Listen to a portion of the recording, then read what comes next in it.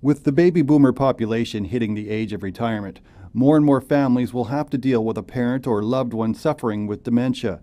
Often, in the early stages, diagnosing dementia can be a long, stressful process with multiple visits to a family physician. Now, a Canadian company has developed software that pre-screens for dementia and de-medicalizes the process. Scott Knight, Executive Director of the Hemisphere Centre for Mental Health and Wellness, explains. BrainScreen is a technology application developed by Hemisphere Centre for Mental Health and Wellness. And it came about as a result of a burgeoning aging population and the need to pre-screen for dementia. It also has capabilities for post-concussive syndrome, and that is a timely topic in the news now.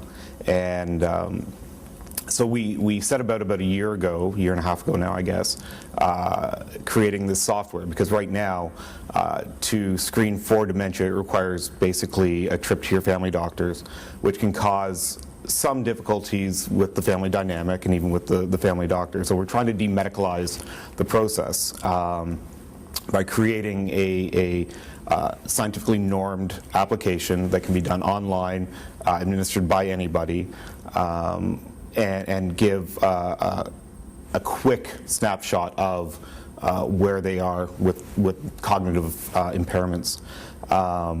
The other aspect of it is that the results can be sent not only to the individual during the test, but also to corporations, industry, government, who want to obviously track and keep databases on this.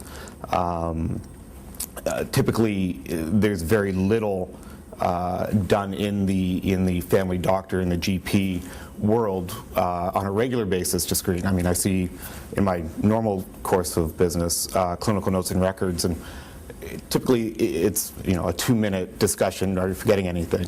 There are pencil paper tests that can be administered, and it is getting more online. But I think BrainScreen has taken it to the next step of actually tracking, creating the database, and sending those results to the various interested parties. Because post-concussion syndrome and dementia share similar traits, BrainScreen has sports applications as well. So the technology also resides on portable computing devices, so it can be on the sidelines or on the bench and administered. And actually, by administering the test during the course of a game, it actually allows for what we like to say a timeout. So even if they don't have a concussion, if they've been rattled hard enough that the wind's been knocked out of them, it gives them a chance to recuperate somewhat. And then in the event that they do have a concussion, then you can make an informed decision whether they go back in the game or not. There was a study actually that just came out that showed through a functional MRI the different brain activity that occurs pre-season, during the season, post-season. And what they showed in teenagers at least is there was significant brain activity pre and post, but during the actual football season, brain activity actually slowed right down. And some of these teenage football players were getting hit 500 to 800 times throughout the course of a high school season, and the linesmen were actually taking 1,000 hits. So they're actually doing a study now to see how many hits can these people absorb, and should they be absorbing.